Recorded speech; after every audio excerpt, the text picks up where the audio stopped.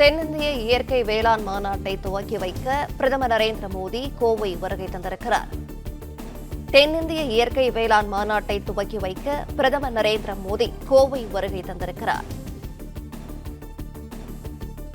கோவை கொடிஷியா மைதானத்தில் நடைபெறும் தென்னிந்திய இயற்கை வேளாண் மாநாட்டை துவக்கி வைக்கிறார் பிரதமர் மோடி.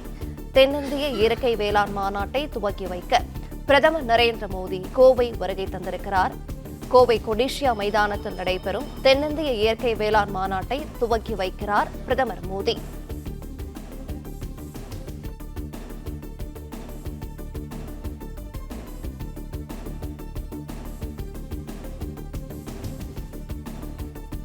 தென்னிந்திய இயற்கை வேளாண் மாநாட்டை துவக்கி வைக்க பிரதமர் நரேந்திர மோடி கோவை வருகை தந்திருக்கிறார். கோவை கொடிஷியா மைதானத்தில் நடைபெறும் தென்னிந்திய இயற்கை வேளாண் மாநாட்டை துவக்கி வைக்கிறார் பிரதமர் மோடி. பிரதமரின் விவசாயிகள் கௌரவிப்பு திட்டத்தின் கீழ் நாடு முழுவதும் 9 கோடி விவசாயிகளுக்கு தலா 2000 ரூபாயை விடுவிக்கிறார் மோடி.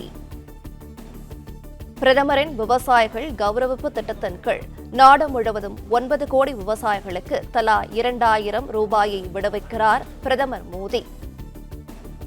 தென்னிந்திய இயற்கை வேளாண் மாநாட்டை துவக்கி வைக்க பிரதமர் நரேந்திர மோடி கோவை வருகை தந்திருக்கிறார். கோவை கொடிஷியா மைதானத்தில் நடைபெறும் தென்னிந்திய இயற்கை வேளாண் மாநாட்டை துவக்கி வைக்கிறார் பிரதமர் மோடி. விவரங்களை செய்தியாளர் ராஜகுமரன் வழங்கிட கேட்கலாம். ராஜகுமரன், விவரங்கள் என்ன சொல்லலாம்? பிரதமர் நரேந்திர மோடி இன்று ஒருநாள் பயணமாக ஆந்திரா மற்றும் தமிழக மாநிலங்களுக்கு வந்திருக்கின்றார். ஆந்திராவில் சற்று முன்பாக நடைபெற்ற புட்டபர்த்தி சாய்பாபா தொடர்புடைய நிகழ்ச்சிகளில் எல்லாம் பங்கேற்று முடித்திருந்த பிரதமர் நரேந்திர மோடி கோவையில் நடைபெறக்கூடிய நிகழ்வில் இன்னும் சற்று நேரத்தில் பங்கேற்கிறார். அதாவது இயற்கை வேளாண்மைக்காக மத்திய அரசு ஏராளமான திட்டங்களை செயல்படுத்தி வருகின்றது. ரசாயனங்கள் அல்லாத இயற்கை வேளாண்மையை ஊக்குவிக்க வேண்டும் என்பதற்காக விவசாயிகளுக்கு பல்வேறு மானியங்களும் வழங்கப்பட்டு வருகின்றன. இந்த நிலையில்தான் கோவையில் நடைபெறக்கூடிய இந்த இயற்கை வேளாண் விவசாயம் குறித்த கருத்தரங்கிலே பல்வேறு மாநிலங்களை சார்ந்தவர்கள், தமிழ்நாடு, கேரளா, கர்நாடகா, ஆந்திரா உள்ளிட்ட மாநிலங்களை சார்ந்த விவசாயிகள், இயற்கை வேளாண் ஆர்வலர்கள் உள்ளிட்டவர்கள் எல்லாம் பங்கேற்க இருக்கின்றார்கள். இது மட்டுமல்லாமல் இந்த நிகழ்வில் பங்கேற்கக்கூடிய பிரதமர் நரேந்திர மோடி இயற்கை வேளாண்மைக்கான மத்திய அரசினுடைய பல்வேறு புதிய திட்டங்கள் குறித்த அறிவிப்புகளையும் வெளியிடுவார் என்று எதிர்பார்க்கப்படுகின்றது.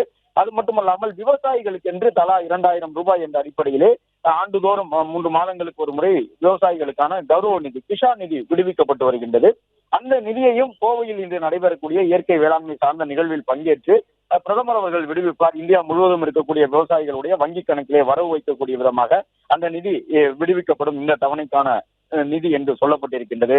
விவசாயிகள் கௌரவிப்பு திட்டத்தின் கீழ் நாடு முழுவதும் 9 கோடி விவசாயிகளுக்கு தலா 2000 ரூபாயை இன்னும் சற்று நேரத்தில் பிரதமர் அவர்கள் கோவையில் நடைபெறக்கூடிய கொடிஷியா அரங்கினுடைய அந்த நிகழ்ச்சியில் பங்கேற்று விடுவிக்க இருக்கின்றார். அது மட்டுமல்லாமல் இயற்கை வேளாண் விவசாயம் தொடர்பான அது மாநாடாக நடைபெறுகின்றது. பல்வேறு இயற்கை வேளாண் விஞ்ஞானிகள் அதில் பங்கேற்கின்றார்கள். விவசாயிகள் அதில் பங்கேற்று இயற்கை வேளாண்மையில் ஈடுபடுவதற்கான வாய்ப்புகள் எந்த அளவு இருக்கின்றன, எவ்வாறு அவற்றில் எல்லாம் ஈடுபட வேண்டும் என்பதற்கான ஒரு புரிதலை பெற்றுக் கொள்ளக்கூடிய விதமாக இந்த நிகழ்ச்சி ஏற்பாடு செய்யப்பட்டிருக்கின்றது. ஆந்திராவில் நடைபெற்று முடிந்திருக்கக்கூடிய புட்டபர்த்தி சாய்பாபாவினுடைய 100ஆண்டு விழாவில் பங்கேற்று முடித்திருக்கக்கூடிய பிரதமர் ஆந்திராவில் இருந்து நேரடியாக விமானம் மூலமாக கோவை வருகின்றார். கோவை விமான நிலையத்தில் இறங்கியவுடன் முக்கிய தலைவர்கள், எதிர்க்கட்சித் தலைவர் எடப்பாடி பழனிசாமி உள்ளிட்டவர்கள் பிரதமருக்கு வரவேற்பு வழங்குகின்றார்கள். இது மட்டுமல்லாமல் பாஜகவை சார்ந்து பல்வேறு முக்கிய தலைவர்களும் பிரதமரை வரவேற்கின்றார்கள். அதன் பிறகு பிரதமர் நரேந்திர மோடி சாலை வழியாக கொடிஷியா அரங்கிற்கு செல்கின்றார். கோவை கொடிஷியா அரங்கில் நடைபெறக்கூடிய வேளாண் கண்காட்சி, வேளாண் மாநாடு உள்ளிட்டவற்றை எல்லாம் இயற்கை வேளாண்மை சம்பந்தப்பட்ட அந்த நிகழ்வுகளை பிரதமர் தொடங்கி வைத்துவிட்டு அங்கிருந்து அந்த நிகழ்ச்சி முடித்துக் கொண்டு 3 மணிக்கு மேலாக மீண்டும் கோவை விமான நிலையம் செல்லுகின்றார்.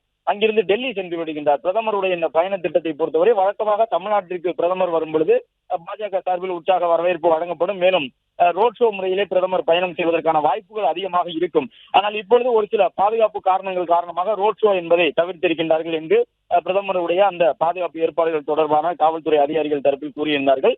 அதே நேரம் பாஜக சார்பில் விமான நிலையத்தில் முக்கிய தலைவர்கள் சென்று வரவேற்பு வழங்குவதற்கு அனுமதி வழங்கப்பட்டிருந்தது. ரோட் ஷோ முறையிலே பொதுமக்கள் அதிகமாக நின்று பிரதமரை பார்ப்பதற்கான ஒரு சூழ்நிலை தற்போது இல்லை. அது மட்டுமல்லாமல் பீகார் மாநிலத்தில் தேர்தல் நடைபெற்று முடிந்து தேசிய ஜனநாயக கூட்டணி நாளை ஆட்சி பொறுப்பை ஏற்க இருக்கின்றார்கள். அது குறித்த நிகழ்ச்சியிலும் பிரதமர் பங்கேற்பதன் காரணமாக இந்த நிகழ்ச்சி ஒரு 3 மணி நேரங்களுக்குள்ளாக முடிவடைந்துவிடும். பிரதமர் கோவைக்கு வந்து இயற்கை வேளாண் மாநாட்டை தொடங்கி வைத்து அதில் உரை நிகழ்ச்சி முடித்துவிட்டு கோவையிலிருந்து புறப்படுவது கிட்டத்தட்ட ஒரு 3 மணி நேரங்களுக்குள்ளாக அந்த நிகழ்ச்சிகள் நிறைவடைந்துவிடும் என்று சொல்லியிருக்கிறார்கள். தென்னிந்திய இயற்கை வேளாண் மாநாட்டில் பங்கு பெறுவதற்காக பல்வேறு மாநிலங்களில் இருந்தும், குறிப்பாக இந்த தென்னிந்திய மாநிலங்களான ஆந்திரா, கர்நாடகா, கேரளா, புதுச்சேரி உள்ளிட்ட பகுதிகளில் இருந்தெல்லாம் நூற்றுக்கணக்கான விவசாயிகள் வந்திருக்கின்றார்கள். இயற்கை வேளாண்மை தொடர்பாக பிரதமர் இந்த நிகழ்வில் பங்கேற்று பேசுவார்.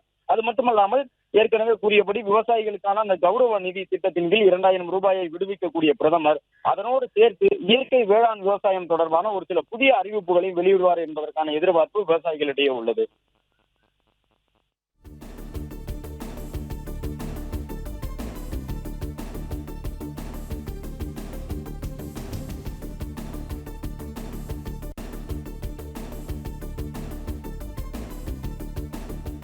விவரங்களை வழங்கியமைக்கு நன்றி ராஜகுமரன். பிளே ஸ்டோர் மற்றும் ஆப் ஸ்டோரில் இருந்து பாலிமர் செயலியை QR கோடு மூலம் பதிவிறக்கம் செய்யுங்கள். செய்திகளை உடனுக்குடன் பெறுங்கள்.